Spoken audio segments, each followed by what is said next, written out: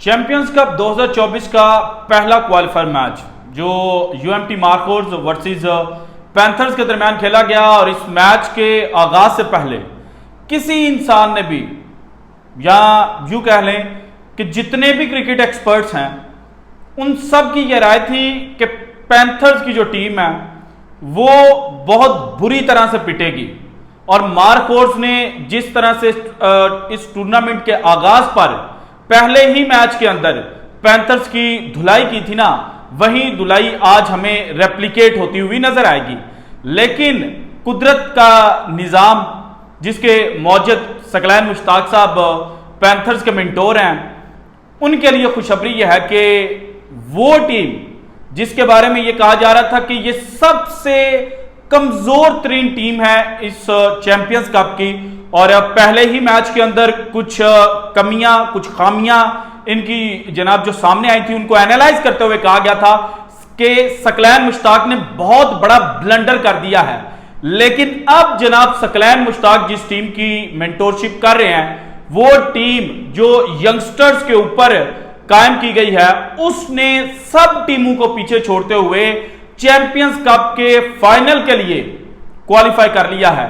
और आज साइम अयूब जिनके ऊपर बहुत ज्यादा क्रिटिसिज्म पाकिस्तान के अंदर किया जाता है, उन्होंने अपनी वर्थ शो की है। लास्ट मैच के अंदर उनको कैप्टनसी करने का मौका मिला, वहां पर उन्होंने जनाब इस चैंपियंस कप के अंदर पहली दफा बॉलिंग की थी। और आज जब प्लेइंग 11 पैंथर्स की सामने आई तो उस वक्त सारे क्रिकेट एक्सपर्ट्स जो हैं वो ये सोचकर परेशान थे कि उसामा मीर जो हैं वो इस विकेट के ऊपर नहीं खेल रहे और उसामा मीर की जो सर्विसेज हैं वो पैंथर्स की टीम बहुत ज्यादा मिस करेगी। और फिर यह भी सोचा जा रहा था कि अगर इरफात मिन्हास शादाब खान का दिन बुरा हुआ तो फिर वो कौन सा बॉलर होगा जो 6th बॉलिंग ऑप्शन के तौर पर चिप इन करेगा और अपनी टीम के लिए जनाब जो चीजें हैं उनको बेहतर करेगा। तो जवाब जो है वो साइम अयूब ने अपनी परफॉर्मेंस के थ्रू दे दिया है। लेकिन साइम अयूब की ये जो परफॉर्मेंस है इसने कहीं आग लगाकर रख दी है। वो किन लोगों को आग लगी है ये डिटेल्स आज की वीडियो में मैंने आपके साथ शेयर करनी है। इसके अलावा मोहम्मद रिजवान, उनका गुरूर किस तरह से टूटा है ये भी डिटेल्स आज की वीडियो में मैं आपके साथ शेयर करूंगा। देन चैंपियंस ट्रॉफी 2025 जिसको जहन में रखकर चैंपियंस कप 2024 जो है वो करवाया गया है, तो अब यह दावा क्यों किया जा रहा है कि पाकिस्तान चैंपियंस ट्रॉफी 2025 जीत जाएगा और दावा करने वाले लोग कौन हैं ये भी डिटेल्स जनाब वीडियो में आगे चलकर मैं आपके साथ शेयर करता हूं। लेकिन सबसे पहले अगर आज जो मैच की डिटेल्स हैं उनके ऊपर बात की जाए तो एज यूजुअल कप्तान ने टॉस जीता और टॉस जीतकर उन्होंने बैटिंग करने का फैसला किया। सो आपको पता चल गया होगा कप्तान से मुराद क्या है, मोहम्मद रिजवान। और जो पैटर्न इस टूर्नामेंट के अंदर जनाब हमें देखने को मिला था कि बैटिंग फर्स्ट करने वाली टीम जो है उसने सारे ग्रुप मैचेस जो हैं वो जीते थे और लास्ट जो 2 से 3 ग्रुप मैचेस थे उनके अंदर टीमें जो टोटल है उसके करीब पहुंची। लेकिन जो लास्ट हर्डल थी, जो फिनिश लाइन थी, उसको फिर भी वो अबूर करने में नाकाम साबित हुए थे। और एक बड़ा टास्क था आज पैंथर्स के सामने कि उन्होंने जो मार्कोर्स की हैवी वेट्स की टीम है, इस टूर्नामेंट की सबसे तगड़ी टीम है, उसके खिलाफ जो रन्स हैं वो चेज करने थे। लेकिन कुदरत के निजाम का ये प्लान था कि भजन आपको टारगेट ही उतना मिलेगा जो आप इजीली चेज डाउन कर सकें। सो हसीबुल्लाह खान इस टूर्नामेंट में पहली दफा उनको खेलने का मौका मिला as an opener, Fakhar Zaman के साथ वो आए।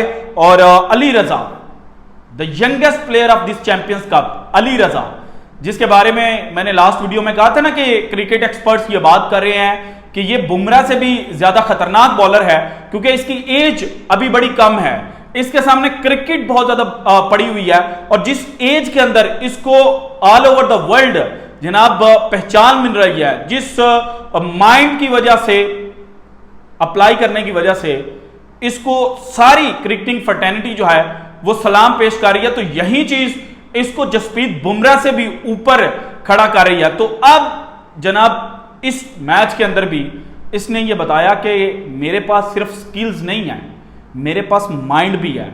और जो विकेट है हसीबुल्लाह खान की जिस गेंद के ऊपर इन्होंने हासिल की, आउटस्टैंडिंग डिलीवरी थी, एक जनाब अनप्लेबल तो ऐसा नहीं मैं कह सकता हसीबुल्लाह के लिए बॉल थी, लेकिन बहुत डिफिकल्ट बॉल थी। यहां इस बॉल के ऊपर जनाब 9 में से 8 दफा जो बैट्समैन है ना वो अपनी विकेट देकर चले जाते हैं। ये सक्सेस रेशियो है, और वहां पर इसने बॉल जो है वो फेंकी और हसीबुल्लाह खान की विकेट इनको मिल गई। देन जनाब मोहम्मद हुसनैन, जिनके बारे में अहमद शहजाद साहब ने भी इस टूर्नामेंट के पहले ही मैच के अंदर इनकी बॉलिंग को देखकर कहा था कि भैया ये तो रिदम के अंदर ही नजर नहीं आ रहा, ये सकलैन मुश्ताक क्या कर रहे हैं, और आपने यंगस्टर्स की टीम बना दी है, आपके पास कोई जनाब जो जेन्युइन फास्ट बॉलर है वो नहीं है, जेन्युइन स्पिनर नहीं है। और क्योंकि मुबस्सिर खान जो है वो फर्स्ट रिप्लेसमेंट के तौर पर बॉलिंग करने के लिए आए थे ना, तो इस वजह से अहमद शहजाद साहब कह रहे थे, और फिर बॉलिंग एक्शन को भी लेकर जो बातें हैं वो हुई थी। हालांकि मोहम्मद हुसनैन का जो बॉलिंग एक्शन है वो आईसीसी ने क्लियर कर दिया हुआ है, फिर भी जो पाकिस्तान के एंटी, चले एंटी तो नहीं कहता, लेकिन जो जिन्होंने व्यूज भारत से गेन करने और पाकिस्तान को बुरा भला कहकर या पाकिस्तान की क्रिकेट को बुरा भला कहकर उन्होंने इंडियन ऑडियंस को खुश करना है और उनसे डॉलर कमाने हैं, तो उन्होंने कहा था कि ये तो जो पाकिस्तान का धोखा लीग है ये पहले दिन ही एक्सपोज हो गया। लेकिन अब यही मोहम्मद हुसनैन जो है ये इस टूर्नामेंट का लीडिंग विकेट टेकर है, 14 विकेटें इसके खाते में आ चुकी हैं, और अप फ्रंट नई गेंद के साथ जो सबसे ज्यादा खतरनाक बॉलर हुआ है जिसको विकेटें भी मिली हैं। वैसे तो मीर हमजा जो हैं उन्होंने भी बड़ी खतरनाक बॉलिंग की है, लेकिन जो विकेटें मिली हैं वो मोहम्मद हुसनैन को मिली हैं। सो इन्होंने जनाब कामरान गुलाम जो इस टूर्नामेंट के हाईएस्ट रन स्कोरर थे उनकी विकेट हासिल की। देन अगले ही बॉल के ऊपर मोहम्मद रिजवान जो हैं वो शायद ब्रेन फेड मूवमेंट का शिकार हो गए, और आते साथ ही उनको विड्थ मिली, विड्थ को जनाब उन्होंने कैपिटलाइज करने के चक्कर में जो बाहर जाती हुई गेंद थी और दूर थी उनकी बॉडी से और बल्ले से, उसको चौके के लिए खेलने के लिए गए, लेकिन आउटसाइड एज लगी और जनाब वो भी आउट हो गए। देन जो फखर जमान है, अगेन उनकी विकेट जो है वो मोहम्मद हसनैन के खाते में आई। फिर सलमान अली आगा और Iftikhar Ahmed, the senior most players of Markhors, उन्होंने स्टेप अप किया और अपनी टीम के लिए जनाब एक अच्छी पार्टनरशिप जो है वो उन्होंने लगाई, और 77 रन की जो पार्टनरशिप है वो 5वीं विकेट के लिए मार्कोर्स के इन 2 खिलाड़ियों ने लगाई। लेकिन देन इफ्तिखार अहमद जो है वो रन आउट हो गए, और इफ्तिखार अहमद के रन आउट होने के बाद साइम अयूब ने तबाही मचा दी। मैं इतना रुका इसलिए हूं ताकि आप साइम अयूब वाला जो पार्ट है ना उसको क्लियरली सुन सकें। साइम अयूब आए और आते ही छा गए, और जो लास्ट 5 विकेटें मार्कोर्स की गिरी हैं, जिसमें पहली विकेट अब्दुल समद की थी, वो जिस गेंद के ऊपर आउट हुए, जो बॉल साइम अयूब के हाथ से निकली थी वो अनप्लेएबल थी। वहां पर भी जनाब जो बैट्समैन है ना वो तिगनी का नाच नाचने पर मजबूर हो जाते हैं, और साइम अयूब जो हैं उन्होंने नचवाया फिर, और फॉरवर्ड डिफेंस के तौर पर जनाब अब्दुल समद बाहर निकले, लेकिन बॉल जो है वो उसको डिफेंड करने में नाकाम हुए, और विकेट जो है वो जनाब अब्दुल समद की साइम अयूब के खाते में आ गई। उसके बाद फिर जनाब जो सलमान अली आगा हैं उनकी भी विकेट साइम अयूब के खाते में आई। देन जनाब जाहिद महमूद और नसीम शाह और शाहनवाज धानी जो हैं इनकी भी विकेटें जो हैं वो साइम अयूब के खाते में आई, और तारीख में साइम अयूब ने जो अपनी क्रिकेटिंग हिस्ट्री है उसमें पहली दफ़ा जो 5 विकेटें हैं वो एक इनिंग के अंदर हासिल की हैं, और ये पाकिस्तान के लिए एक बहुत बड़ा बोनस पॉइंट है। किस तरह से वो मैं अभी आगे चलकर शेयर करता हूं। लेकिन जनाब अगर बॉलिंग लाइनअप की बात की जाए, 3 विकेटें मोहम्मद हसनैन के खाते में आई, 1 विकेट आई अली रजा के खाते में, शादाब खान, अमाद भट्ट, इरफात मिनहास जो हैं वो विकेटलेस रहे, जबकि 5 विकेटें आई साइम अयूब के खाते में, और 1 इफ्तिखार अहमद जो हैं वो रन आउट हुए थे। इसके बाद जनाब 38 रन जो हैं वो पैंथर्स ने चेस डाउन करने थे 50 ओवरों के अंदर, और 23.4 ओवर्स के अंदर जो पैंथर्स की टीम है उन्होंने टारगेट अचीव कर लिया। साइम अयूब ने 36 गेंदों के ऊपर 33 रन स्कोर किए, अजान अवैस ने 20 गेंदों के ऊपर 13, उमर सदीक ने जनाब 35 रन स्कोर किए, जबकि उस्मान खान जो हैं उन्होंने ज़्यादा टाइम क्रीज के ऊपर स्पेंड नहीं किया, और उनको पता था टारगेट बड़ा छोटा सा है, अगर मैं जनाब बाहर निकल कर खेलता हूँ और तेज खेलता हूँ और अगर मेरी विकेट चली भी जाती है तो फिर भी कोई टीम को नुकसान नहीं होगा, क्योंकि बाद वाले जो बैट्समैन हैं वो इस टारगेट को चेस डाउन कर लेंगे। और उन्होंने जनाब चांस लिया, उस चांस ने पे बैक किया और 26 गेंदों के ऊपर 54 रन उन्होंने बनाए, जबकि रिजवान महमूद जो हैं वो दूसरे एंड के ऊपर देख रहे थे कि उस्मान खान कर रहे हैं, क्योंकि उन्होंने सिर्फ 8 गेंदें खेली और उनके ऊपर 5 रन बनाकर नॉट आउट रहे। सो 143 एग्जैक्टली जो पैंथर्स की टीम है उन्होंने जनाब स्कोर किया और 138 जो है वो उन्होंने चेस डाउन करना था और आखिरी बॉल के ऊपर जो छक्का लगा उसने इनको 143 रन जो है वहां पर वो जा दिया। और जो जनाब पैंथर्स की टीम है, जो यंगेस्ट टीम है, जिसके पास यंगस्टर्स की भरमार है, वो अब इस चैंपियंस कप के फाइनल में क्वालिफाई कर चुकी है। सो यंगस्टर्स की टीम का चैंपियंस कप के फाइनल में क्वालिफाई करना इंडिकेट कर रहा है। अब ये फाइनल जीतते हैं या नहीं जीतते ये एक अलग बात है, लेकिन इंडिकेशन ये है कि पाकिस्तान के पास टैलेंट की कमी नहीं है। अगर उनको सही तरह से अपॉर्चुनिटी मिले, सही तरह से उनकी मेंटोरशिप की जाए, उनको चीजें समझाई जाए, तो यही टैलेंट जो है वो all over the world Pakistan को जो उसका खोया हुआ मुकाम है ना वो वापस दिलवा सकता है। और यही वो बात है जिसकी वजह से ये कहा जा रहा है कि पाकिस्तान में टैलेंट की कमी नहीं है।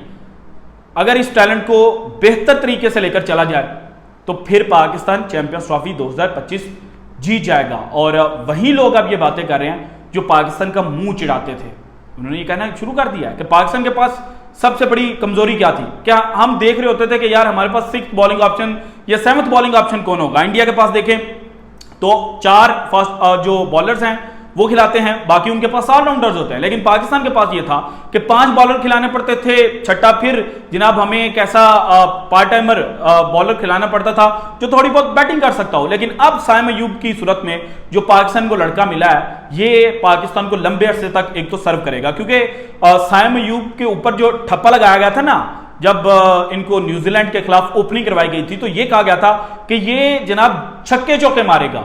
वो जो छक्के चौकों का ठप्पा लगाया गया उसने एक एक्स्ट्रा प्रेशर जो है वो साइम अयूब के ऊपर क्रिएट कर दिया। और साइम अयूब ने पहले मैच में छक्के चौके लगाए, सेकंड मैच में छक्के चौके लगाने के लिए गए, वो कामयाब नहीं हो सके। जब वो कामयाब नहीं हुए तो बातें हुई कि आपने तो कहा था कि ये मारेगा, ये तो मार ही नहीं सका। फिर थर्ड मैच के अंदर उन्होंने कोशिश की, नहीं पे बैक कर सके। फिर 4th मैच के अंदर उन्होंने ये सोचा कि जनाब मैं थोड़ा सा डीप लेकर जाता हूं, लेकिन डीप लेकर जाने के चक्करों में वो फिर आउट हो गए। देन उनकी जनाब जो ठप्पा लग चुका था वो भी उसको जस्टिफाई भी उन्होंने करना था, फिर अपनी परफॉर्मेंस भी देनी थी ताकि उनका पर्ची का जो टैग है वो हटे। तो इसी सूरत हाल में जो साइम अयूब है वो परफॉर्मेंस नहीं दे पा रहे थे। लेकिन अब साइम अयूब की जो सलाहियतें हैं वो चूंकि सबके सामने आ चुके हैं, सो साइम अयूब को ये समझाना पड़ेगा कि भाईजान आपके पास शॉट्स हैं लेकिन आपने उनको प्रॉपर वे में यूटिलाइज करना है। जिस तरह से आपने 156 रन की इनिंग खेली थी ना जब आप कप्तान बने, क्योंकि आपने जिम्मेदारी अपने कंधों के ऊपर ली थी, सो वो जिम्मेदारी एज अ बैट्समैन आपने दिखानी है। और आपने 50 ओवर्स का फॉर्मेट है या 20 ओवर्स का फॉर्मेट है या टेस्ट क्रिकेट है तो उसमें ये सोचना है कि मैंने लंबा खेलना है। क्योंकि अगर आप क्रीज के ऊपर टाइम स्पेंड कर गए, 30 से 35 गेंदें आप खेल गए, तो उसके बाद हमें पता है कि आप जिस तरह की शॉट चाहेंगे ना वो खेल लेंगे। सो साइम अयूब को ये कहें कि आप गेम को लंबा लेकर जाएं, ये ना कहें कि जाते साथ आपने जनाब हिटिंग करनी है, क्योंकि अगर वो हिटिंग नहीं करेगा तो उसके ऊपर डबल प्रेशर आएगा और फिर आप लोग ही उसको जनाब टीम से बाहर कर देंगे। इसके अलावा बॉलिंग ऑप्शन के तौर पर वो जिस तरह से इस्तेमाल हो रहे हैं, पीएसएल में भी बॉलिंग की और वहां पर भी कुछ ऐसी डिलीवरीज थी जो अनप्लेएबल थी, यहां पर भी जनाब उन्होंने जो डिलीवरीज फेंकी हैं वो लग रहा था कि जनाब एक प्रॉपर स्पिनर जो है वो बॉलिंग कर रहा है। फिर कुछ मीम्स तो ऐसी आई जिनमें यह कहा गया कि अंडर शादाब साइम अयूब जो है वो सईद अजमल का रूप धार चुका है। सो ये वो चीजें हैं जो बेहतर मेंटोरशिप और बेहतर तरीके से यंगस्टर को लेकर चलने से आती हैं, उसको समझाने से आती हैं। सो ये पाकिस्तान के लिए एक जनाब बेनिफिशियल पॉइंट है। इसके बाद मोहम्मद रिजवान जो हैं उनकी टीम जो है वो इस चैंपियंस कप की सबसे स्ट्रॉन्गेस्ट टीम है। और अगर आज के मैच में भी देखा जाए तो कामरान गुलाम जो कंकशन सब की वजह से 2023 में गालिबन न्यूजीलैंड के खिलाफ डेब्यू करके गए थे, उनको भी निकाल दिया जाए ना, 7 लड़के इस टीम के अंदर ऐसे थे जो पाकिस्तान के लिए डेब्यू कर चुके हैं, पाकिस्तान की जर्सी पहनकर क्रिकेट खेल चुके हैं। और दूसरी जानिब जो जनाब पैंथर्स की टीम है इसमें यंगस्टर की भरमार थी, जिस तरह से इनिशियली मैंने कहा है। और एग्जैक्टली अगर आपको बताऊं तो इस टीम के अंदर शादाब, साइम अयूब, उस्मान खान, मोहम्मद हसनैन, ये और हैदर अली, ये 5 लड़के थे जिन्होंने पाकिस्तान के लिए क्रिकेट खेली है। लेकिन कितनी क्रिकेट खेली है? बड़ी लिमिटेड सी। वहां पर दूसरे एंड पर वो बैट्समैन या वो जनाब प्लेयर्स थे जो पाकिस्तान की करंट प्लेइंग 11 के अंदर हैं। और करंट प्लेइंग 11 वाले खिलाड़ी बता दूं ना तो जनाब फखर जमान, मोहम्मद रिजवान, सलमान अली आगा, इफ्तिखार अहमद, नसीम शाह, 5 लड़के पाकिस्तान की प्लेइंग 11 के खेल रहे थे, लेकिन इन्होंने मार दिया। सो ये जनाब चीज़ें इस वक्त हाईलाइट हो रही हैं। और जो पाकिस्तान के खिलाफ इस चैंपियंस कप के शुरू होने से पहले कह रहे थे ना ये धोखा लीग है, ये ड्रामेबाजी है, अब उनको जवाब मिल चुका होगा कि ये यंगस्टर्स को प्रमोट करने का एक बहुत बड़ा तरीका है। और यंगस्टर्स को जो अपॉर्चुनिटी मिली है, जो उन्होंने ग्रैब किया है जिन यंगस्टर्स ने, तो अब नियर फ्यूचर के अंदर हम देखेंगे कि उनको जनाब मजीद जो अपॉर्चुनिटीज़ हैं वो मिलेंगी। और वो उन अपॉर्चुनिटीज़ को अगर ग्रैब करके तो पाकिस्तान क्रिकेट के लिए जनाब इससे बेहतर कुछ हो ही नहीं सकता, क्योंकि टैलेंट पाकिस्तान के अंदर मौजूद है। टैलेंट के ऊपर अब ये नहीं कहा जा सकता कि पाकिस्तान के अंदर टैलेंट की कमी है, क्योंकि गंगुली साहब ने कहा था ना कि ऐसा लगता है पाकिस्तान के अंदर टैलेंट की कमी है। लेकिन अब मेरा ख्याल है कि गंगुली साहब को भी पता चल गया होगा कि टैलेंट की कमी नहीं है, अपॉर्चुनिटीज़ की और प्रॉपर गाइडेंस की और प्रॉपर जो जनाब क्रिकेटिंग स्ट्रक्चर है ना उसकी कमी है। So this is it from today's episode. अगर आपको वीडियो पसंद है तो लाइक कीजिएगा, ज़्यादा से ज़्यादा शेयर कीजिएगा, अपनी कीमती राय का इज़हार लाजमी कीजिएगा। और अगर आपने अब तक चैनल को सब्सक्राइब नहीं किया तो कर दें। शुक्रिया, अल्लाह हाफिज़।